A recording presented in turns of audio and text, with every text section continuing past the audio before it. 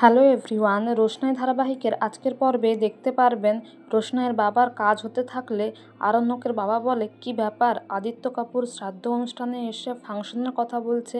তনুশ্রী বলে, এসব তুমি জানো না, এসব জাহ্নবীর ট্রিক্স। ওই রোশনাইয়ের ফোনটা চুরি করে আদিত্যকে মেসেজ করেছে যে ও আদিত্যকে বিয়ে করতে চায়, ওর সাথে মুম্বাইতে গিয়ে সেটেল হতে চায়। এদিকে জাহ্নবী বলে, এরপর হবে আসল খেলা। আরণ্যক বুঝতে পারবে যে রোশনাই এরকম মিথ্যে কথা সবাইকে বলে। আর এদিকে রোশনাই আদিত্যকে বলে যে এত কাজের মধ্যেও আপনি আমার বাবার কাজে এসেছেন, তাই জন্য আমি অনেক কৃতজ্ঞ। আদিত্য বলে, আমাকে তো আসতেই হতো, আর আমাকে একটু বেরোতে হবে তাড়াতাড়ি, কালকে অ্যারেঞ্জমেন্ট আছে, ব্যাঙ্কোয়েটও আমি বুক করে নিয়েছি। তারপর আরণ্যকের সামনে এসে আদিত্য বলে, রোশনাই একটা কঠিন সিদ্ধান্ত নিয়েছে, হয়তো লজ্জা পেয়ে তোমায় বলতে পারেনি। ও সেটেল হতে চায়, ওর এখন কি আর আছে বলো। আরণ্যক বলে, জানি তো, আমি তো ওকে বলেই দিয়েছি গরিমার সঙ্গে আমার পক্ষে থাকা সম্ভব নয়, ও চাইলে আমরা সেটেল হতেই পারি।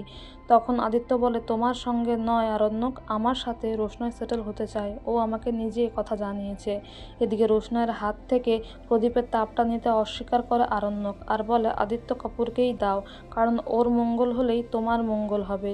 এদিকে পরের দিন আদিত্য একটা ভেন্যু বুক করে সেখানে সমস্ত অ্যারেঞ্জমেন্ট করে, আর আরণ্যকের বাড়ির সকলেই সেখানে আসে। যদিও আরণ্যকের জেঠু জেঠিমা ছোটু আর মাধবীলতার বিয়ে নিয়ে ডিসকাশন করতে থাকে, বলে এরপর মাধবীলতাকে পাকাপাকিভাবেই এই বাড়িতে নিয়ে আসতে হবে।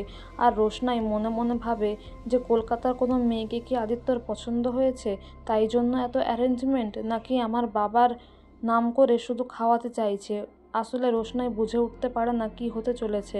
এদিকে বাদশার বাবা তো সবটাই জানতে পেরে যায়, তাই সে নাটক করতে থাকে, বলে আমরা খুব খুশি হয়েছি।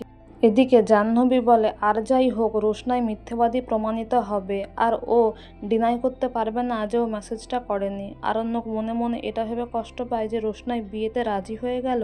তো বন্ধুরা, আগামী আপডেট জানতে আমাদের সঙ্গে যুক্ত থাকুন। Thank you so much for watching the video.